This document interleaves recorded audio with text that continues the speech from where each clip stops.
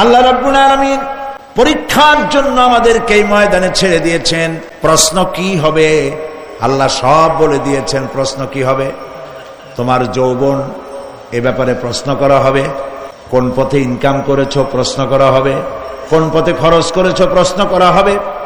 দ্বীনের ইলম যতটুকু হাসিল করেছিলে তার কতটুকু নিজে পালন করেছো, আর দ্বীনের দাওয়াত কতটুকু মানুষের কাছে পৌঁছায়ছো, প্রত্যেকটি ব্যাপারে কিয়ামতে আল্লাহর কাছে জবাব দিতে হবে। এই জন্য কবি বলছেন, আমল সে জিন্দেগি बनती है ये जन्नत भी व जहन्नम भी ये खाकी अपनी फितरत है ना नारी ना नूरी। মানুষের জীবন আমল দিয়ে গঠন হয়, আমল দিয়ে জীবন গড়ে, নইলে এই মাটির তৈরি দেহ জান্নাত আর জাহান্নামের কিছু দিয়ে তৈরি হয় নাই। আপনি ইচ্ছে করলে দেহটারে জাহান্নামের জন্য উপযোগী করতে পারেন, ইচ্ছে করলে এই দেহটাকে জান্নাতের জন্য উপযোগী করতে পারেন। এটি আপনার ইখতিয়ারে আল্লাহ দিয়েছেন।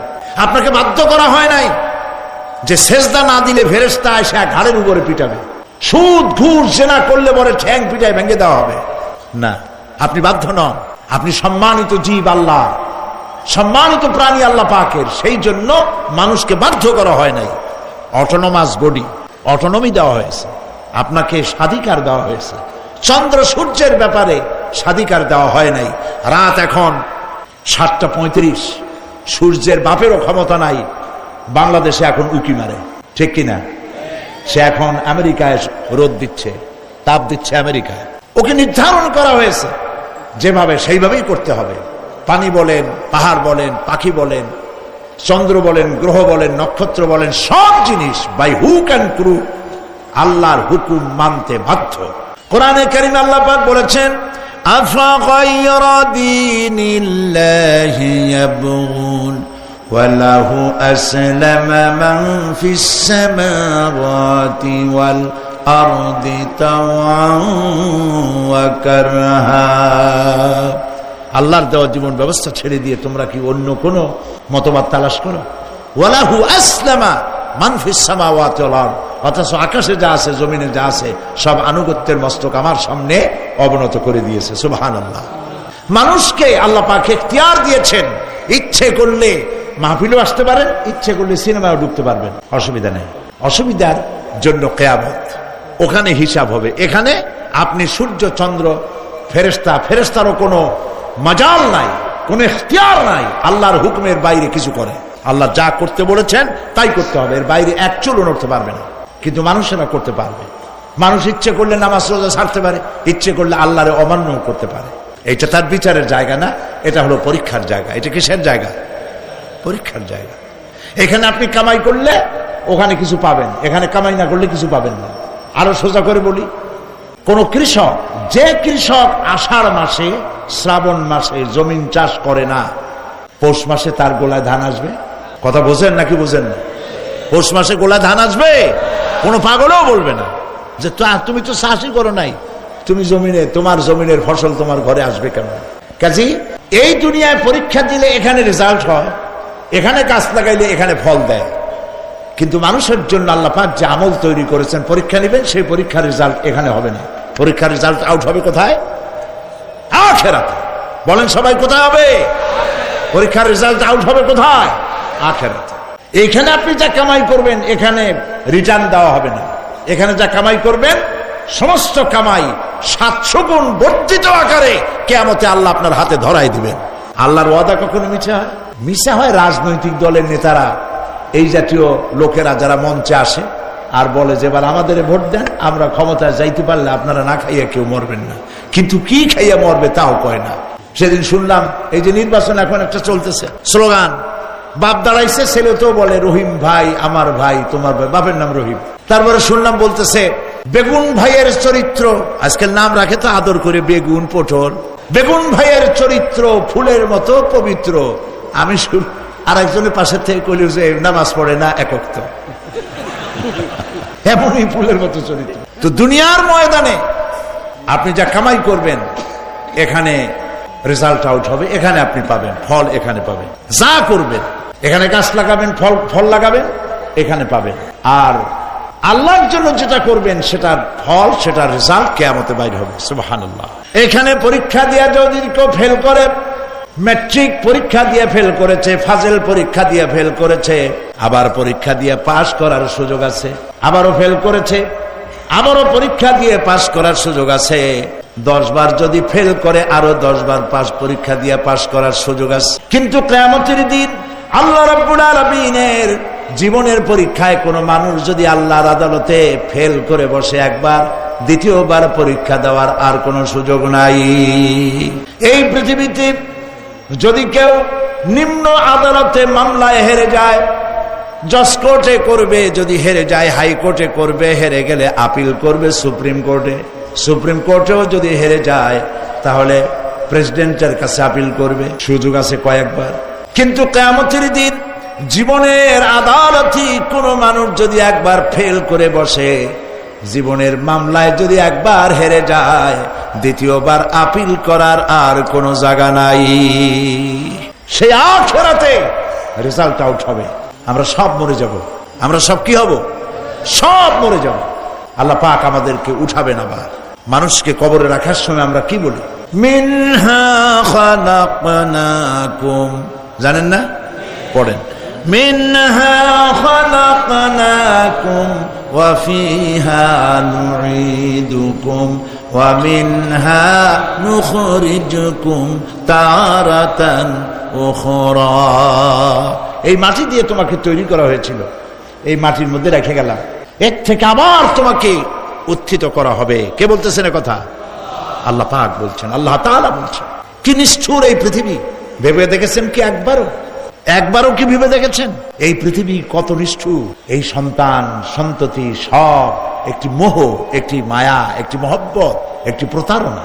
যে বইয়ের জন্য হারাম ইনকাম করেছেন, যে সন্তানদের জন্য হারাম ইনকাম করেছেন, জান দিলেন, রক্ত দিলেন, জীবন দিলেন, সারা রাত কষ্ট করেছেন, দৌড়দৌড়ি করেছেন, যখন মরে গেলেন, যে বাচ্চাটা আপনি কোলে না নিলে কলিজা ঠান্ডা হয় না, সেই বাচ্চা বলবে, মাকে বলবে, মা বাপের লাশ যে রুমে আছে আমার সেখানে নিও না, আমার ভয় করে। ঠিক কিনা? স্ত্রীও আরো 2-1 লোক না হলে লাশের ঘরে থাকতে পারবে না, তারও ভয় করবে। থাকলে বড় জোর মা থাকতে পারে, বাপ থাকতে পারে। যাকে বিবাহ করার পর অনেক সন্তান আছে, মা বাপকে চোখে দেখতে পারে না, বড় কথা মতো মায়ের সাথে কথা বলা বন্ধ করে দেয়। হয়তো কুমিল্লা এরকম নাও থাকতে পারে, বউ তো নালিশ করছে, মায়ের সাথে কথা কয় না। আবার বলে, এই বুড়িটা মরে না কেন? নাউজুবিল্লাহ, নাউজুবিল্লাহ। বুড়িটারে মরার কথা বলতেছো তুমি? তোমার ছোট্ট বেলায় যখন তোমার টাইফয়েড হয়েছিল, অসুখ করেছিল, গরিব বাবা, বাড়িতে ল্যাপ নাই, খাতা নাই, তোষক নাই, সেই জায়গায় মা তার কাপড় বিছায় দিয়া বুকের উপরে নিজের শরীরের উষ্ণতা দিয়া বাঁচায় রাখার চেষ্টা করেছে, নিজে না খেয়ে খাওয়াইছে, অসুখ সারে না।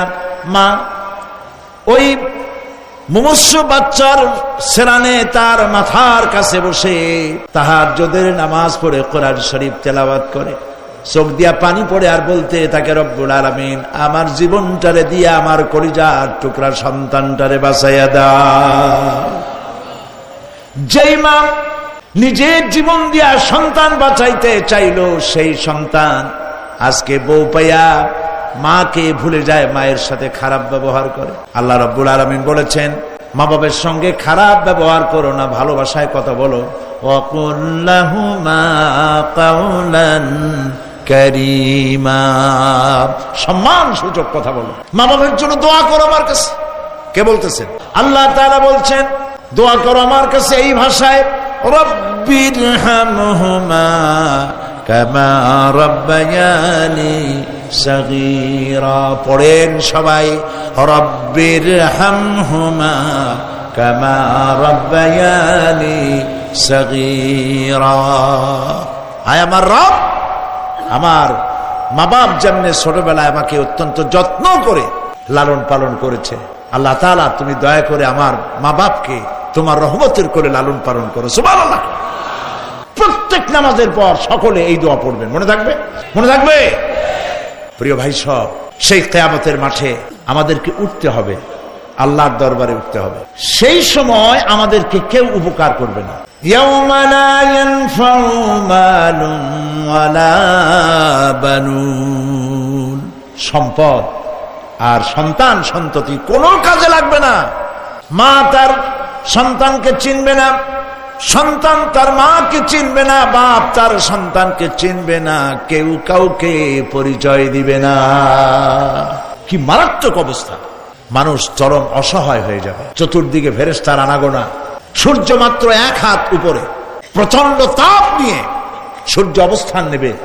মাথার চান্দি ফেটে গিয়ে গুনাহগারের মাথার মগজ গলে গলে পড়তে থাকবে।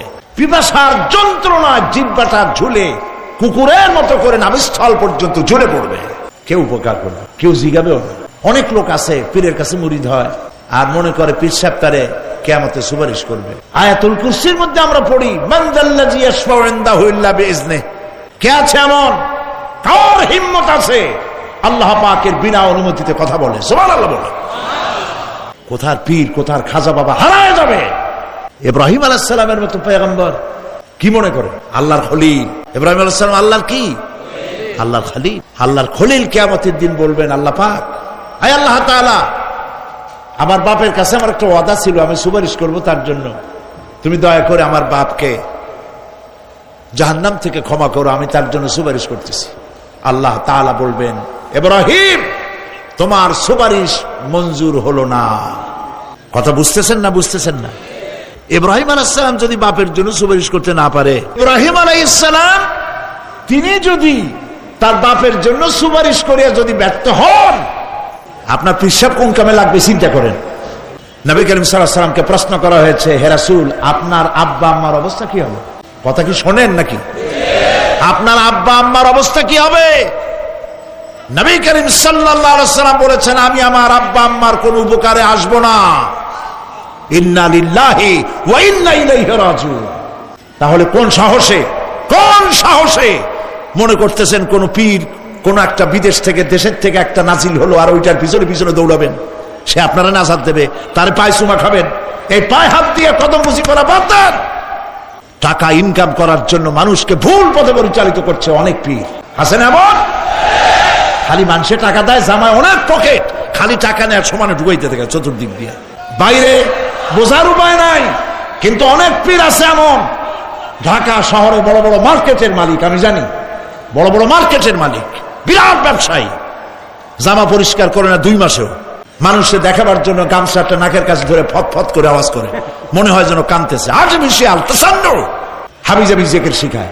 লা ইলাহা কতক্ষণ, ইল্লাল্লাহ কতক্ষণ, আল্লাহ আল্লাহ কতক্ষণ? কোথায় পাইছো? ইল্লাল্লাহ ইল্লাল্লাহ কিসের জিকির? ইল্লাল্লাহ মানে কি? আল্লাহ ছাড়া, আল্লাহ ছাড়া, আল্লাহ ছাড়া, আল্লাহ ছাড়া কি? কাজী রাসূলুল্লাহ যা করেন এগুলি বেদাত। এই সব পীরের পাশে যাবেন না, মনে থাকবে।